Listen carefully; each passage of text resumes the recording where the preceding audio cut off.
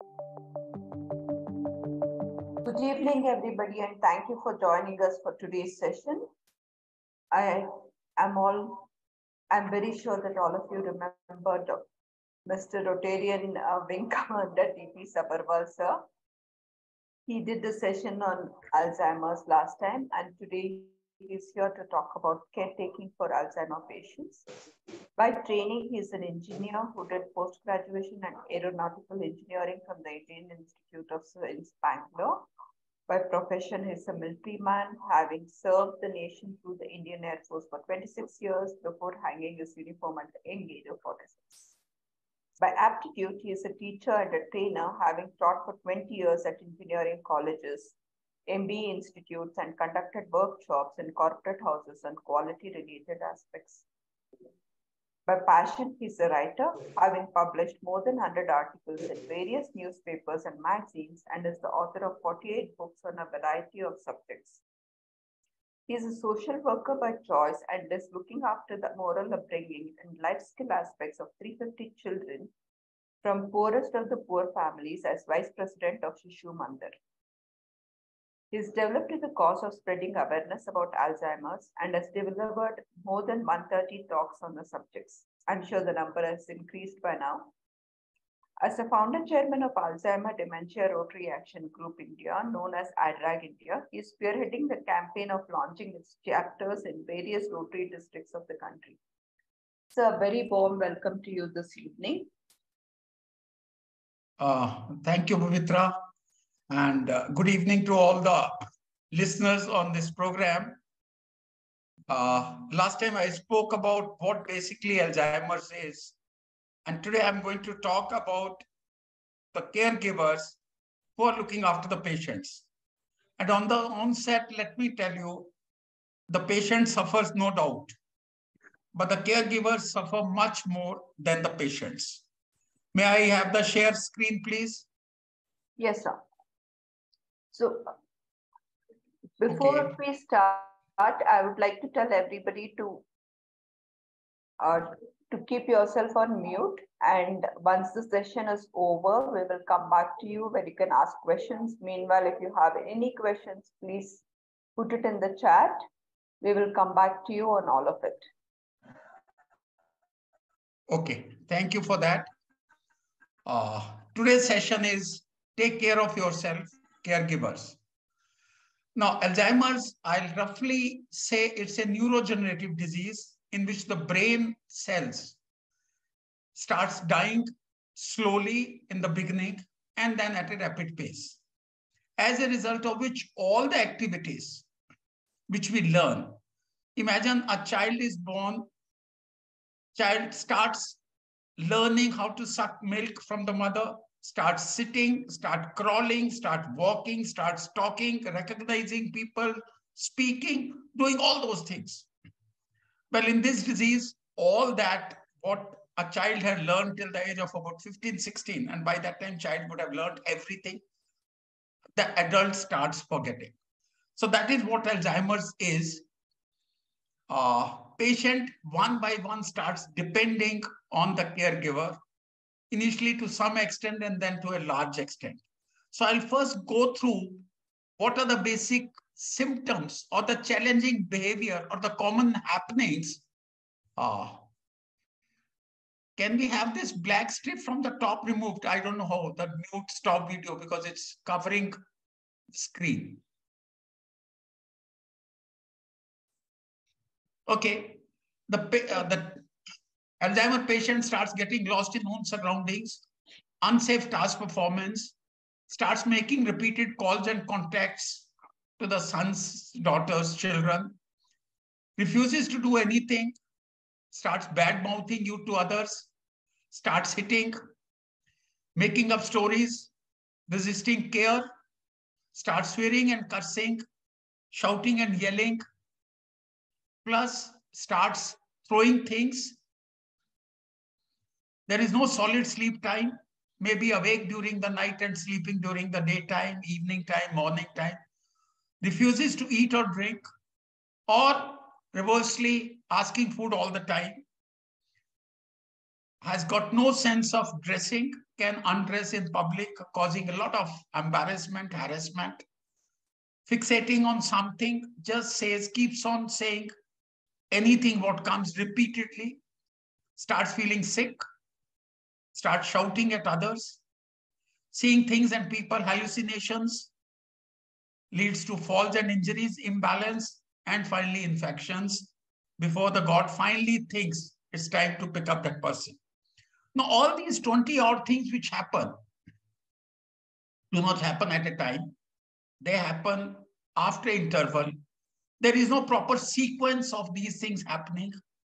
So it's all what it does. On the left, you see a tree in the form of a human part. Brain is full, all green leaves.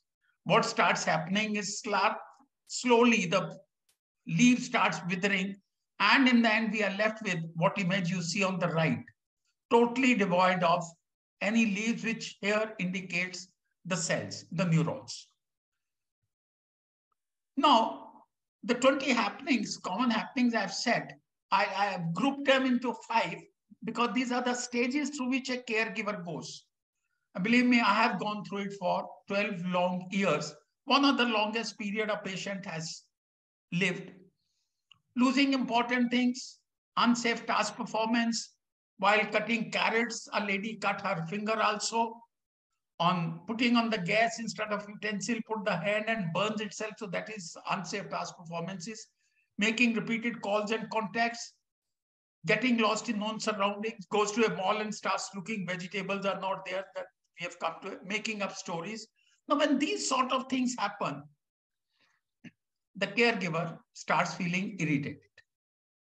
Because the person has been doing this task for 15, 20, 30 years. And suddenly one day doesn't do one thing. And next day again does it. It happens after 10, 15 days.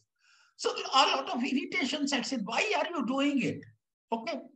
So that is the first phase. Then second, few things. Refusing to do anything. You say do brush, I will not brush. Have a bath, I will not have wash. Change clothes, I will not change clothes. Let's go for outing, will not do it. Bad mouthing you to others. There was a case of my friend's mother. She started saying, my daughter-in-law eats my breakfast, my lunch, my dinner, doesn't give me anything. Or resisting care, you want to do it. Swearing and cursing all the time, shouting and yelling. Now, when these things happen, the irritation stage gives way to anger.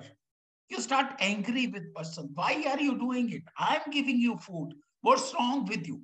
So the second stage, what the caregiver goes through is the building of anger. Then the thing starts becoming even more difficult. The patient starts throwing things, no sleep time. There was a time for about 5 months in Bangalore when she'll be awake from 10 o'clock till 4 o'clock. And during that time, we could let her just walk around in the house because she could do anything.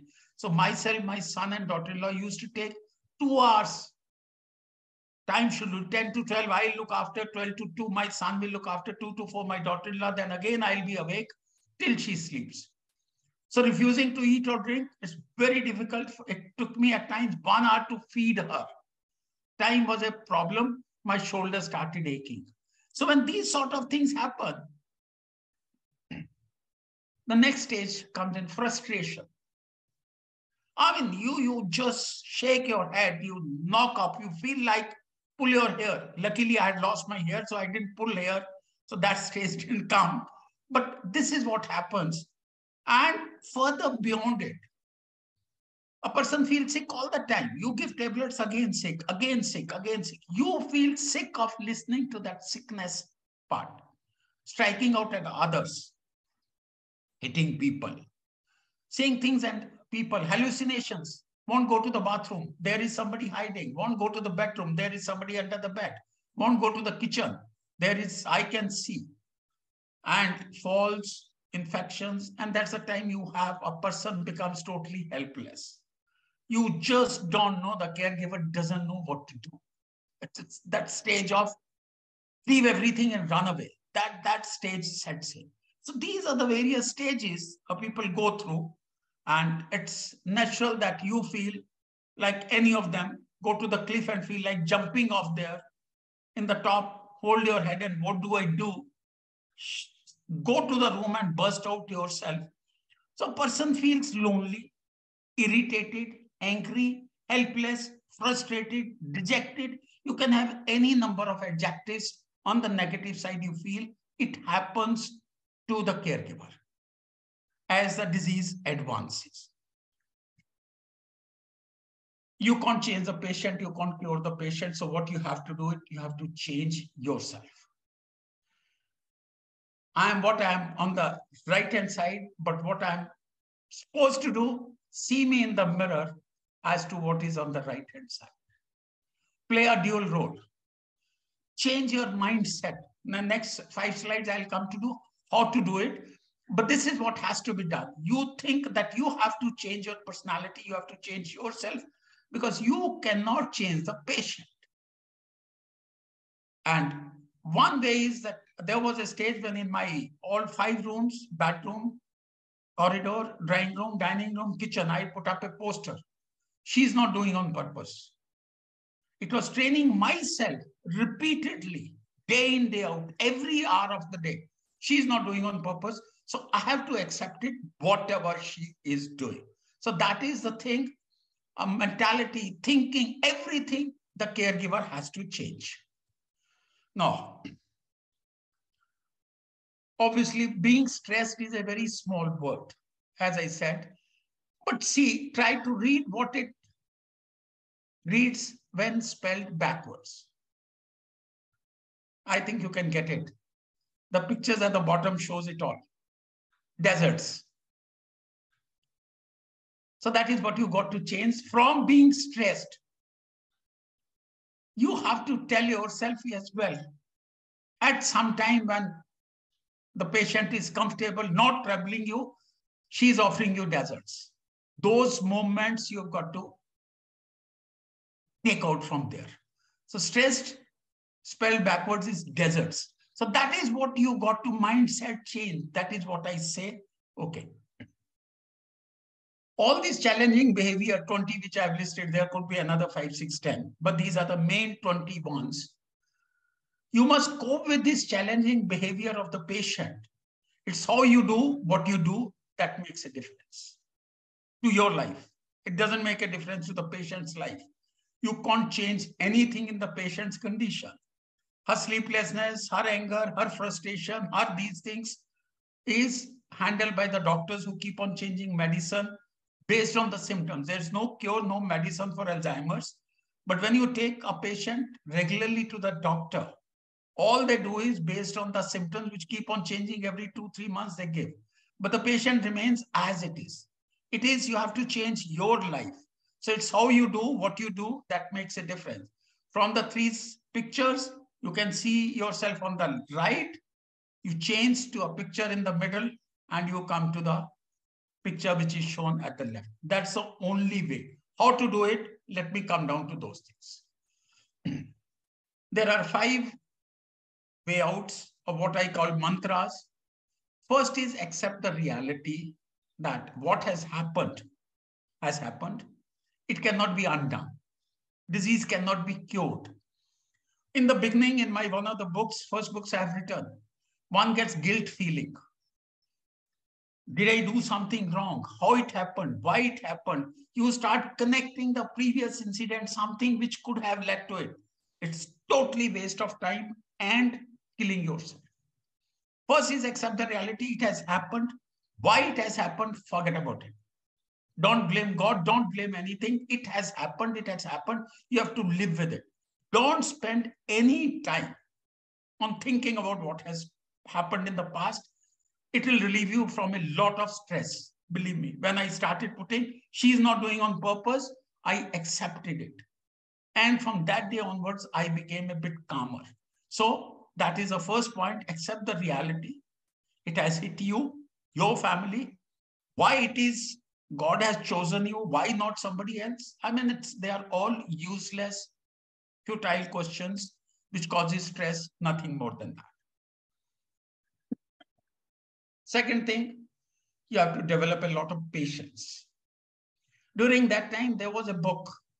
At that time, 17, 18 years back, there was hardly no Indian book on Alzheimer's. I got 2-3 books from USA. They said a patient behaves like a child. Like the child doesn't listen. Child spills food everywhere. So I realized for 6 months, 1 year was okay. But then I realized this analogy is not right. Child every 6 months, every year improves in the behavior. Here it starts going down. Right? And when the disease happened, she was 52. I was 54. I had a lot of energy. 10 years down the line, my energy levels had gone down. Her requirements had gone up. It doesn't happen with a child. So you have to be patient. Whatever happens, happens. She'll behave, our patient behaves like a childlike, but not a child, because you expect improved behavior from a child. So once you accept it, your frustration levels will go down. Third thing, empathy. The patient is no more the person you have known. I had known my wife for 32 years, an excellent postgraduate teacher, a yoga trainer, excellent cook, excellent gardener. You just name it, the quality she had. And then she started losing one by one. I used to wonder, what's wrong with you? Why are you testing me? Are you doing this? Are you doing that? It took me a lot of time to realize that she's not doing on purpose. So the moment I realized, then I started having empathy, not sympathy. It's a different thing. You can't sympathize for very long. You have sympathy for 1 hour, 2 hours, 1 day, 2 days, you just go out. It is something empathy. Once you build up empathy, the irritation levels go down. Count blessings. When all these bad things are happening, there were some good things also happening in my life. It's not that. Things could have been worse. One day she fell down, broke her hip bone. I called up my son in Hyderabad. I said, this has happened. He said, oh, Papa, what can we do? I said, thank God. Only hip is broken. I cut the phone. He talked to my younger son, called him up. He says, is Papa all right? Mama's hip is broken. And he says, well, nothing. Thank God. He said, Papa told me, when a person falls, either there is a hip break or the spine breaks. I was thankful to the God. Spine wasn't broken, because that would have been worse than that. So the caregiver has to come to that level. Thank God, only hip is broken, can be replaced. Spine broken, spine couldn't have been broken. So there are lot many such incidents. This is a basic, ultimate, the biggest one which I've done. So then you don't start cursing God, yourself. It's my karma, it's this, it's that. I mean, those things take away your energy. So fourth is count blessings, even when all these things are happening. Her sleeplessness lasted only for 3 months. Thank God she started sleeping thereafter. Had you imagined, had he carried on for 2 years, she started cursing and all that 2 months, then that thing was gone. You wait for something new. What was happening in the past doesn't happen. Look for something new, interesting, more frustrating, more all those things. Start looking into that. Okay. And fifth, self before others. It happened, I was ignoring myself. And Monday morning, I just couldn't breathe. 3:30, I went to the balcony. I made some tulsi ka kahwa, nothing. 4:30, I called my son. He was staying, we are in a duplex. And I was taken to the hospital. I was put on oxygen at about 11:30, it was found. My lungs had packed up by about 50%. I knew the symptoms for last 3, 4, 5 months, but I was ignoring it. Lying on the bed with the mask on, I told myself, Sabby, if you die, what happens to your wife? So that I decided I have to outlive her. I told, don't worry, I'll not die before you. So I started looking after myself. So that determination has to come what may, I'll handle it. No problem. She handled me for 32 years, looked after me, my children, everything. It's my time to do it. I have to do it, and I will do it. So that determination has to come. So these are the 5 things, 5 mantras which I say. And somebody will say, sir, it's very easy to write over there. Believe me, I have gone through it and I have benefited. And now when I tell people, with hindsight, with 6 years experience, now I'm guiding people, caregivers and all that. I do get a positive feedback, sir. Repeatedly looking at these things does make a difference. A sure shot of way out when all these things happen. Take a break. When things are very bad. One day my child decided there was a marriage in the family. Last 4 or 5 years I hadn't attended. I had shifted to Bangalore in 2011 from Chandigarh, was staying with my younger son. After about 4 years, when things are very bad, he says, Papa, we give you 1 day off. So he bought me a ticket to Delhi. I landed up in Delhi at 6:30, attended a wedding, and next day morning, 9 o'clock was the flight. I came back. 12:30 when I entered the home, I say, how is your mama? They say, the way you had left. But they found the change in me. My batteries were charged. That 1 day break made such a great difference. Thereafter, every month, I used to go for a day, 1 night out in a month, either locally to stay with one of my colleagues or go out somewhere, spend a night with the relatives, with the friends. It makes a lot of difference. I tell everybody, and we are going to work out a system where the caregivers in Bangalore, we would arrange that they can get a break. That is our next project going on. Talk it out. With your friends, with your relatives, you will have somebody very close. Just vomit it out. Not that a person can help you. You let out your steam. It's like a pressure cooker situation. Imagine the steam builds up. If the whistle doesn't go, the cooker will burst. That happens to the human beings. They burst. So talk it out, knowing fully well nobody's got a way out for it, but talking will put you back. All steam out. Next time you're ready to build up some more steam. And third thing, let out a cry. All those people who said men should not cry, I totally differ, back to differ. I can remember 3-4 occasions when I cried. One day, night, I put her to bed. Somebody had come, so put her to bed at 11 o'clock. She wouldn't wear diaper. She used to pull it out and no polythene sheet underneath. She was very sensitive. So put her to bed 11 o'clock and I had a habit of putting a hand, and 12:30 I saw she was soiled the bed, her clothes.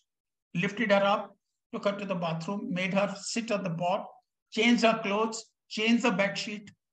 And on the mattress, I put newspapers because they soak whatever is there. New sheet, put her there again. And around 2:30, 3 o'clock again. Second time I changed. And third time it happened at 5 o'clock. Third time changed the clothes. After that, I didn't know. I used to get up at 6 o'clock, go for the morning walk. That day didn't get up till 7:30. So my son came worried. Papa, are you okay? I said, yes. So he took me out, put me on the chair. He says, I'll get you a cup of tea. I just held his hand and I started crying, literally crying. He let me cry. He said, Papa, what happened? I said, this morning I cursed her. He said, what did you say? I said, frustrated by changing these things. Third time, I said, tum mar kyun nahi jati? Why are you troubling me? He looked into me and, Papa, did you mean it? I said, no. He said, then forget it. So this is one occasion I cried, and there were another 2-3 occasions when I was totally frustrated, helpless. I cried, and it's like vomiting. Your system is upset. When you vomit, you feel bad. But do you feel the experience of lightness in the stomach after you have vomited? So it's something like that. So these 3 things: take a break, talk it out, and let out a cry. Now, again, from personal experience, the caregiver, you have to look after your physical health. Your morning walk, everything. Like I said, my lungs packed up, and till date, I'm on inhalers. The damage is not recovered. So physical health, mental health, I've told you, talk it out to others, cry it out and all that. Mentally, you have to stay fit. Third, it's a costly care. If you have got a caregiver or you got to put into the care house, it's about 40,000-50,000 per month. So financial health, if can be looked after, needs to be looked after. Spiritual health, many people. Me and my wife were not religious every day, but once in a while you play some spiritual song or something. For many people, presently the present generation who are in 70s, 80s, they do have some religious, spiritual beliefs. So look after that. Play those songs. I've known many patients where it heals. But above all, social health is very important. Your friends, it may be one or two or three, on whose shoulder you can put your head and cry. That social health is very, very important for the caregivers. And on this, I've got a next slide. The caregiver has to think and feel that you are not alone. Many people think they are alone. No, they are not there. There is a family, there's friend, mother, caregiver, sibling, sister, parents, a whole lot of people. You choose one, two, three of them. They should be a part of your journey.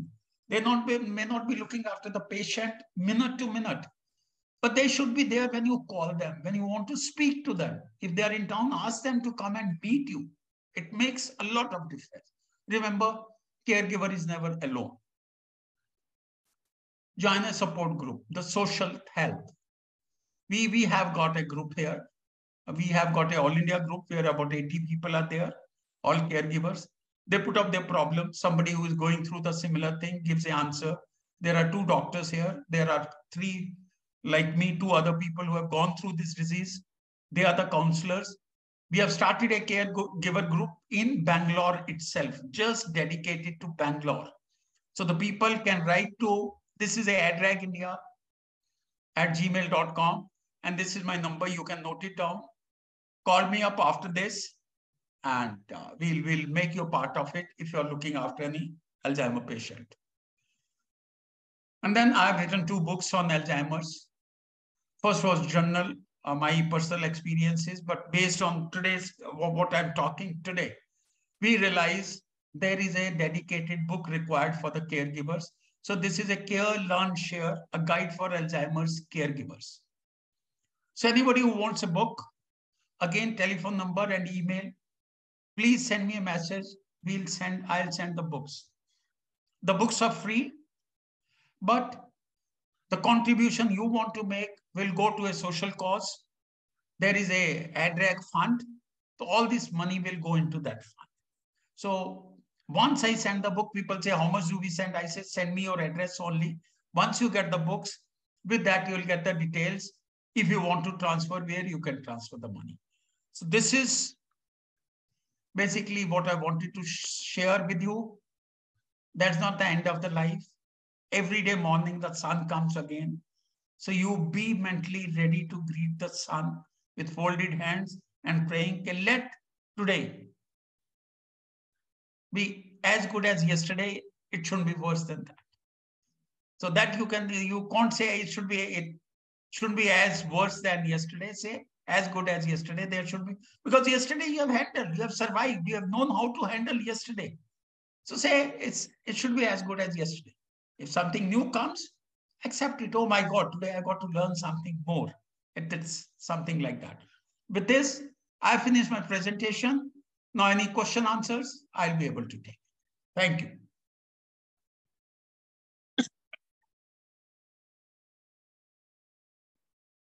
Pavitra, over to you. Yes, sir. Thank you so much for your talk. As usual, it's a pleasure to listen to you talk about your experiences and what you've gone through. And I think it's the life experiences that actually make a difference in how you can then teach people on how to handle something like this. Because otherwise it's very difficult for an outsider to understand what it is all about and how to take care of something like this. I will start with a couple of questions that people have already raised their hands with. And I have a few questions of my own, which I'll keep adding in between. Ms. Samita Thakur, please go ahead.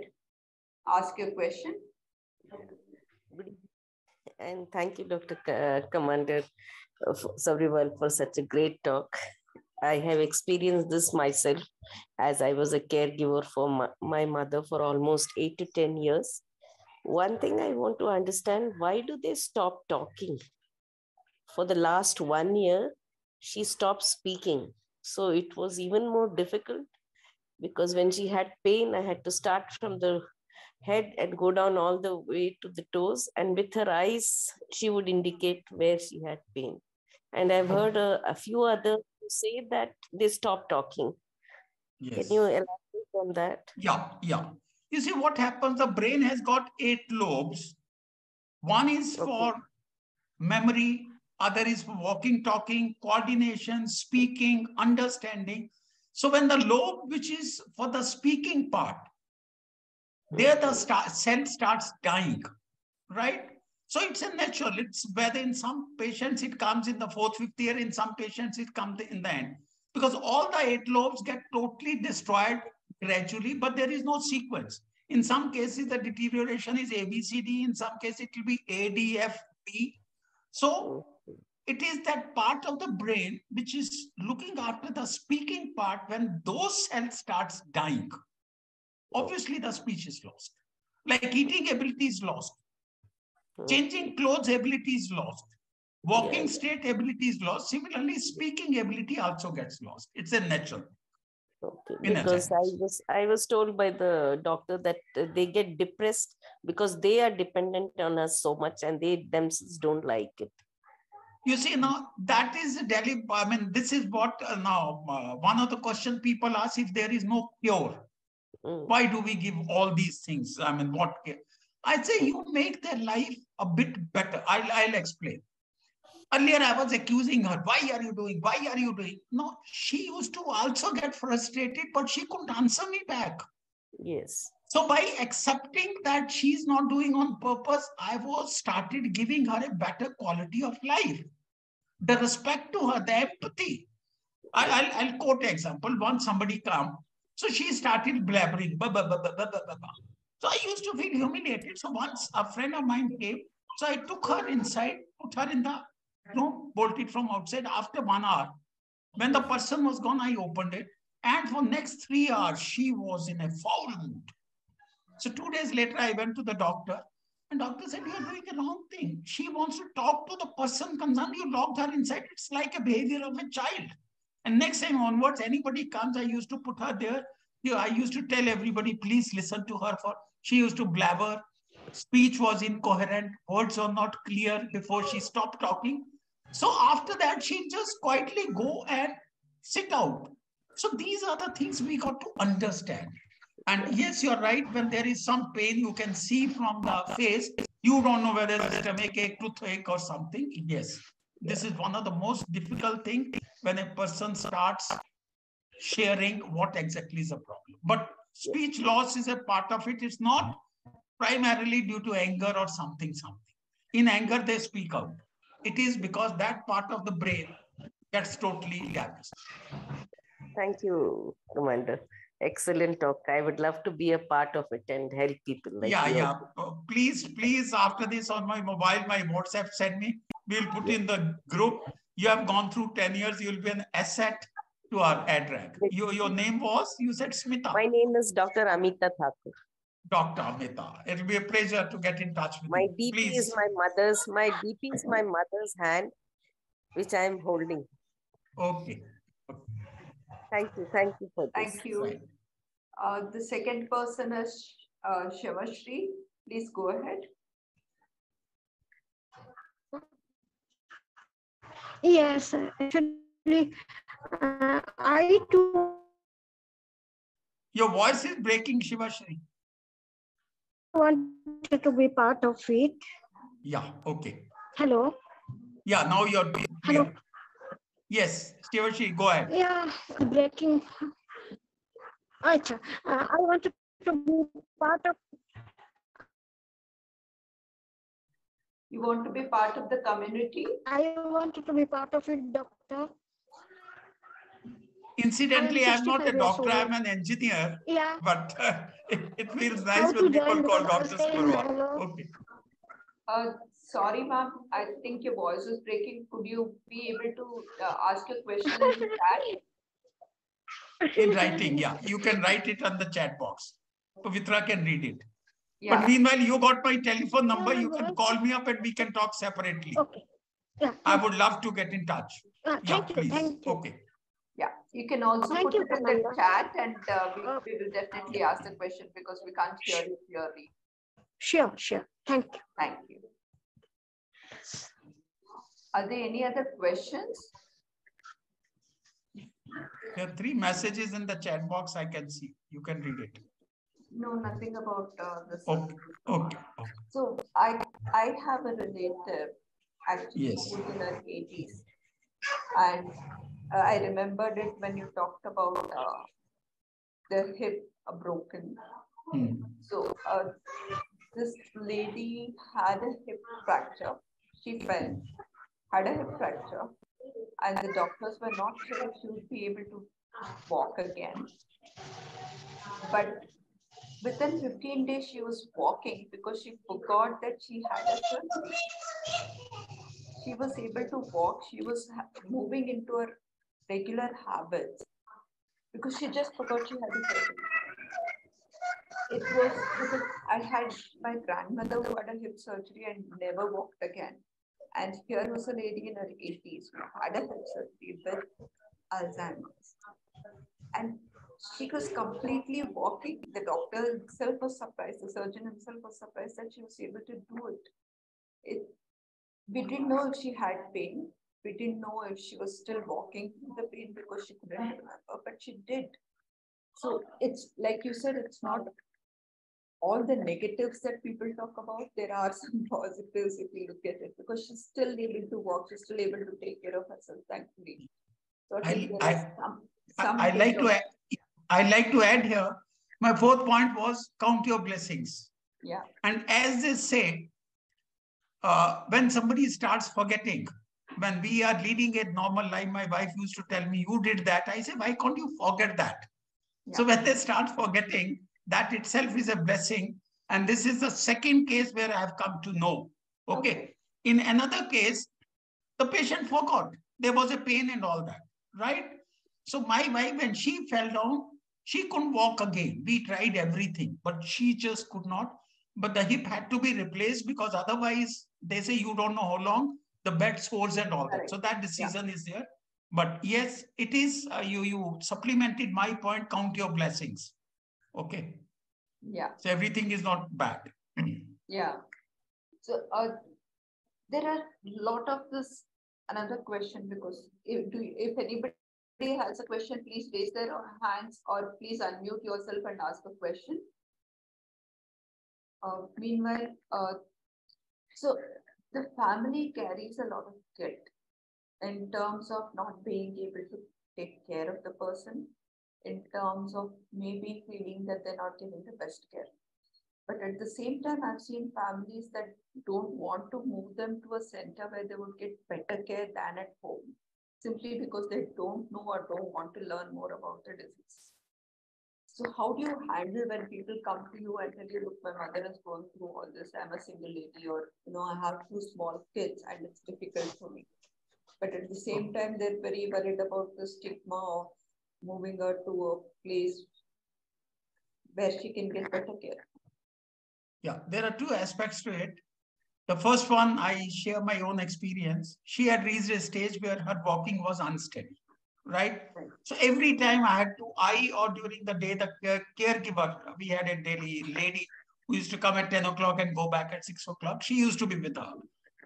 So my children told my health was deteriorating. My children told, okay, Papa, it's time. Probably we put Mama into a health care center. See, I used a yardstick. She had stopped responding, but when she used to walk, I used to say, Kanu, and she used to stop walking. So I was under the presumption that she can still understand my voice. It wasn't there. It was that she heard something and she stopped. So I was under the false illusion. So I told, still she can understand my voice, I'll not send her there. As a result, she fell one day.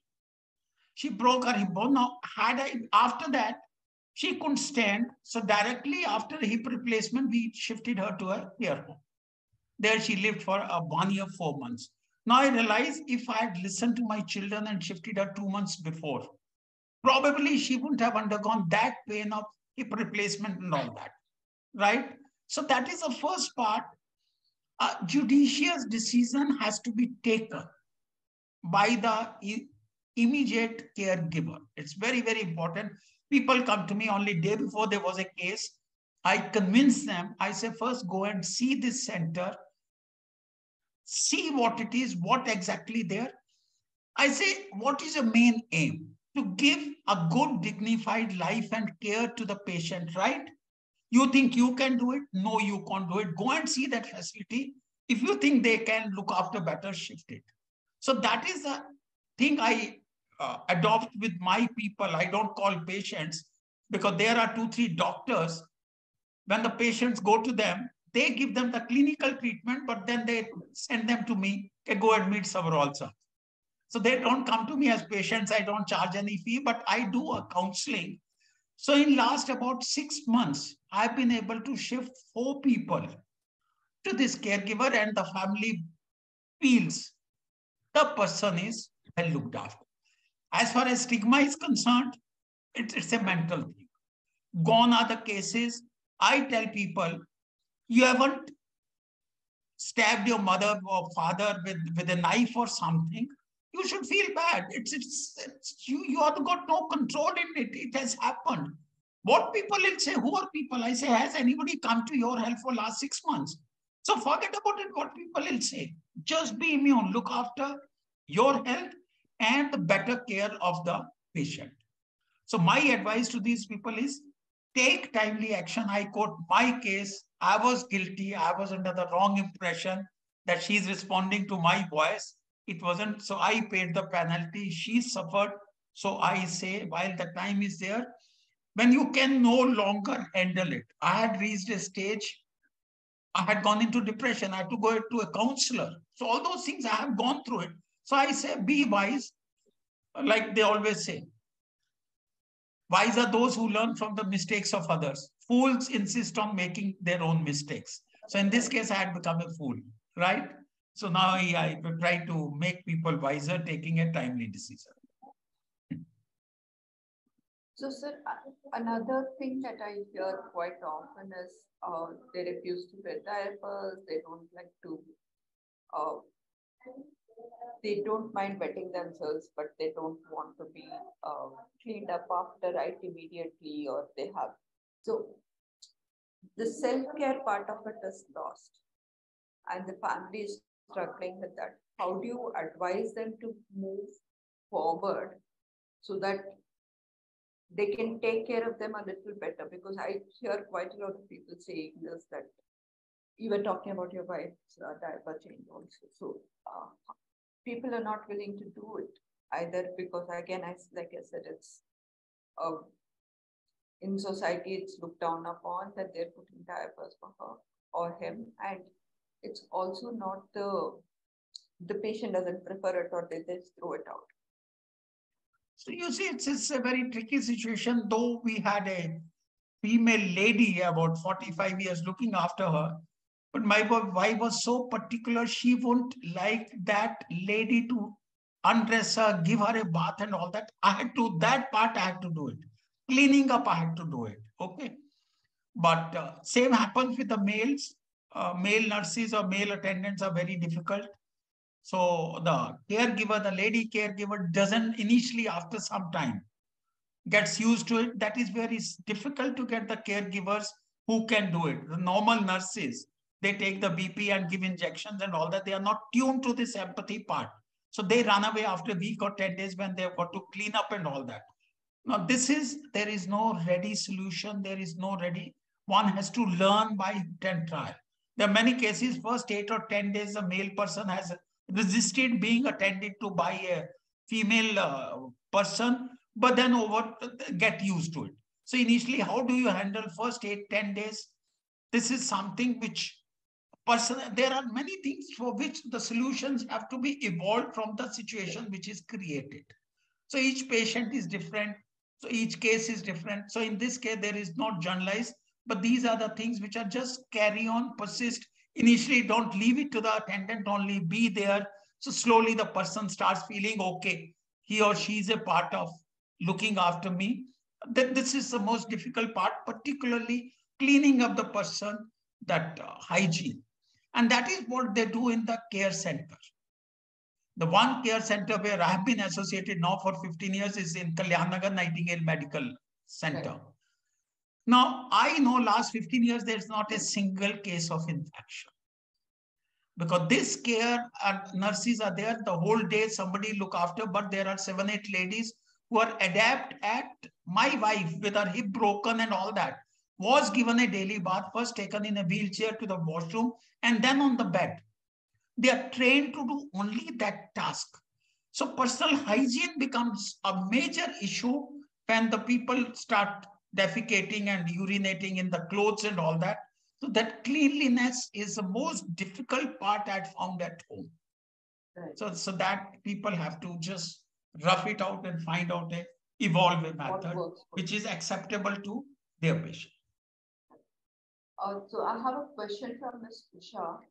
What to do if a patient does not want to be admitted to care facility, also not able to accept a home caregiver despite best efforts? No, it means the patient is not really gone to advanced stage, right? So initially in that case, you have to handle it, okay? But patient, initially there was a case recently, Kashmiri couple settled in Bangalore. One of my Air Force colleague called me and he says, Sabi, this is my daughter's in-laws and all that. So daughter and son both are in USA, so they came. This man, this lady, 78 was looking after her husband of 82 when the things started happening. So I went and met them. And the lady, very bold lady, she says, I got help and all that. But she says, my husband is 6 feet 1 inches heavy. I can't handle it.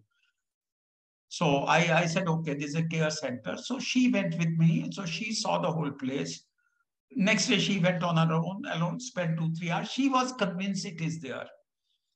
So after about 5, 6 days, we took him there. Husband was over there, brought him back that day, and next day again took him.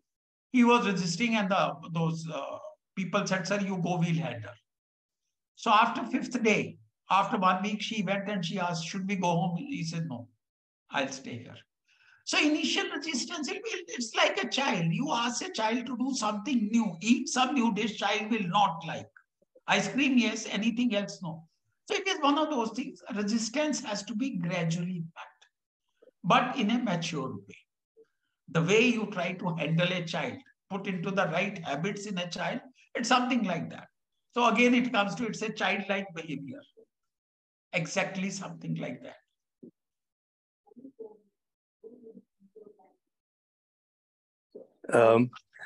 May I? Yes, yeah, please. Sabi, this is Kalyan. Your oh, Kalyan, from the my Air God. Force. He's my Air Force colleague about 50 years standing. We joined on 1st of January, 3rd January 1972 in Bangalore. Oh, Kalyan, welcome. What a pleasure Sabi, hearing your voice. You held me speechless, completely spellbound for the last few minutes. It's I've read your book, and it's for the first time that I understand what is the kind of compassion and understanding that this effort takes. It was most wonderful, very explained so clearly, and I'm sure that this would be all the listeners would benefit from this speech of yours. And I commend you. I praise you for the kind of yeoman service that you are doing to the community. Thank you, Sabi. Thank you, Kalyan. Now, if I remember, you people used to call me Guru. I think I've earned that epithet. Am I right? Yes, sir. That was a joke between you, me, JP, and few others. Yes. Okay, fine. All the best. Thank you, Kalyan. Thank you. Bye. Thank you so much, sir. So, sir, I think one of the last questions. There are a lot of people who want to go out of the house and they're prevented because they're scared that if they go out alone, they can get lost or they can open the door and just walk out.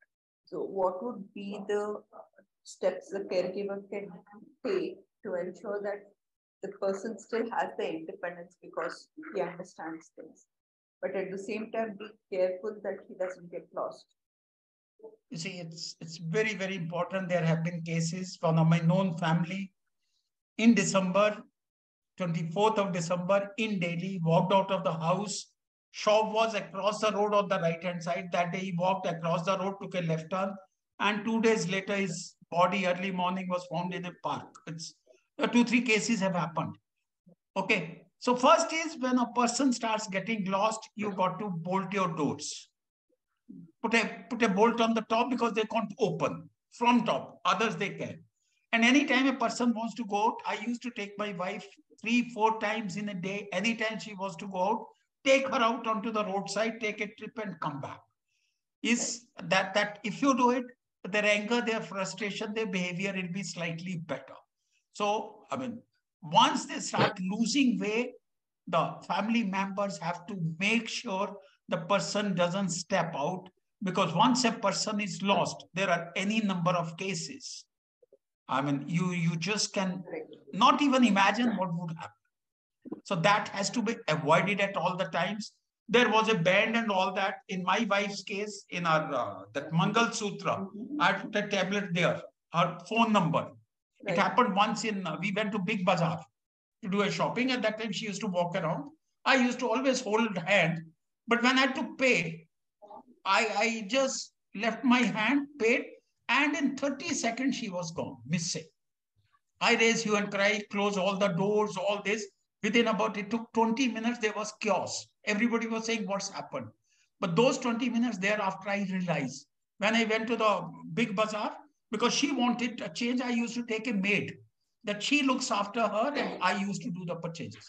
So please do that. Take them out to the garden, to a mall, but don't leave. I even say tie a string, because hand can be suddenly, momentarily, hand is gone and just lost. Take extra care onto that. But don't deny them going out. Take them out for a walk. May I add something here, Pavitra? Sure. Go on. Actually, there are, I have been seeing a lot of old people getting lost. There are some RFID tags which you can put on the elderly's clothing, like just pin it like a pen, so that we can track even if they are lost. Not that we want them to get lost, but we can track them back. So there are a lot of devices which are available in the market. So maybe just as a fairness, I'm saying this so that we can use it for the elderly.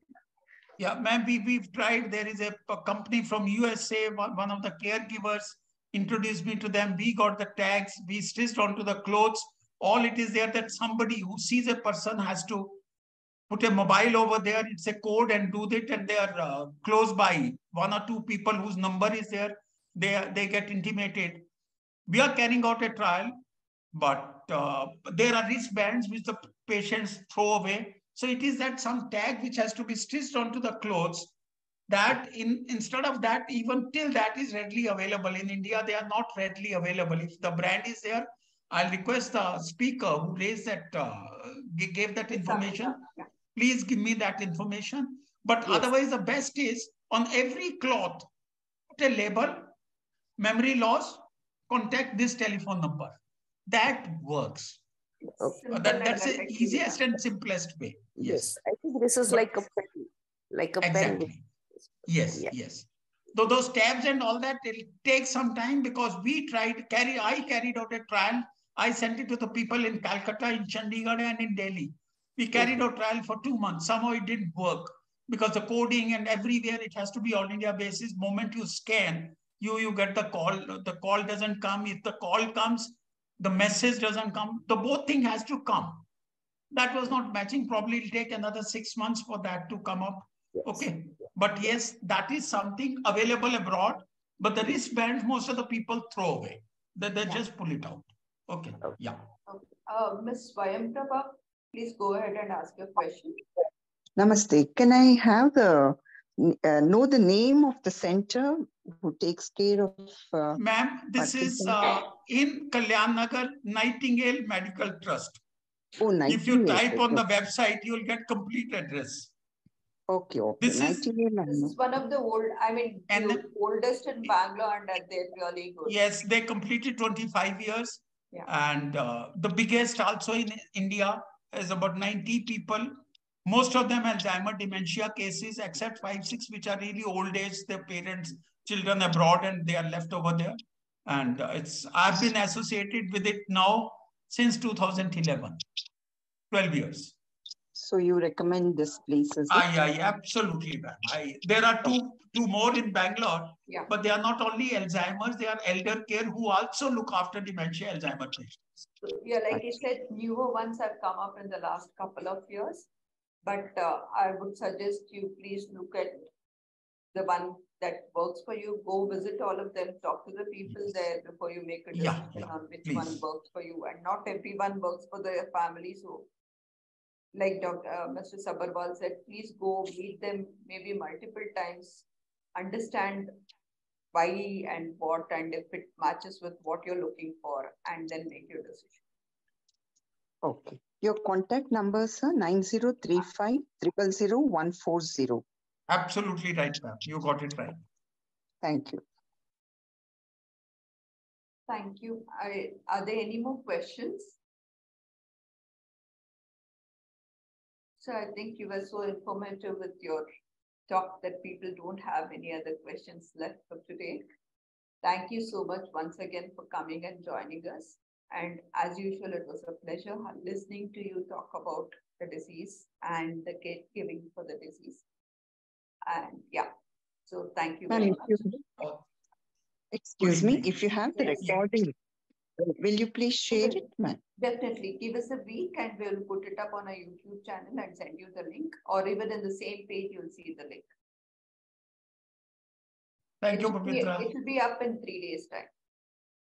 Thank you, Pavitra, for giving me a time to reach out to certain people, because the awareness is something what has become a passion. Yeah. And as you said, the write-up there was old one. I have crossed 180 talks, not 130. Right. All the best. God bless everybody.